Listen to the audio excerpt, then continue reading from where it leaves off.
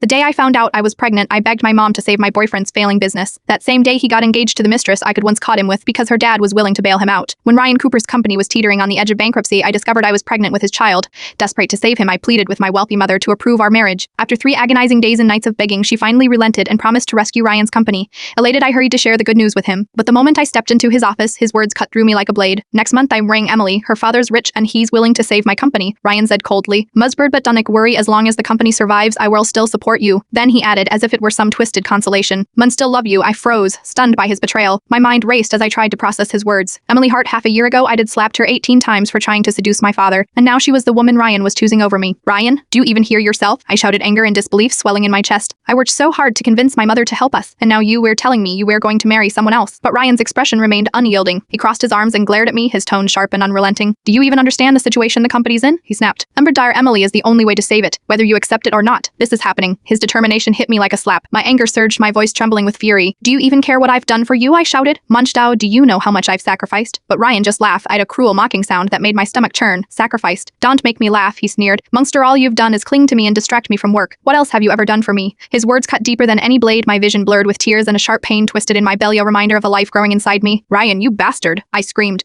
my voice cracking. Ralph, pregnant with your child. His eyes widened in shock. For a brief moment I thought I saw a flicker of guilt, but then he shook his head, his face darkening. That's impossible, he said, his voice rising with agitation. You are lying, there's no way you're pregnant. Furious, I reached into my bag, pulled out the ultrasound report and hurled it at him. I'm pregnant because of you, I cried. For your sake I begged my mother for help. I swallowed my pride and endured her scorn for 3 days and nights. And this is how you repay me. Ryan snatched the report off the floor and scanned it, his jaw tightening. Without hesitation, he ripped it into shreds and threw the pieces at me. You knew about me and Emily, didn't you? He accused. Or this is just another one of your manipulative games? When did you become so conniving, Claire? I stared at him, my heart breaking with every word he spoke. Mexture, after everything we spent through, 7 years of love, of building a life together, this is who you've become. But Ryan was unmoved. Munster, if I leave Emily and the company collapses, we'll both be ruined. Is that what you want? He demanded. His words were a cold, hard slap of reality. The man I had loved since college was gone, replaced by someone I no longer recognized. For a moment, I just stood there, my tears flowing freely. Then I clenched my fists and glared at him with all the strength I had left. You are a monster, Ryan, I said, my voice steady despite the tears. Mach, you are willing to destroy me and our child for your own gain. Is that what love means to you? For the first time, Ryan's expression softened. He sighed, stepping closer to me, his hand reaching out, but I stepped back, refusing his touch.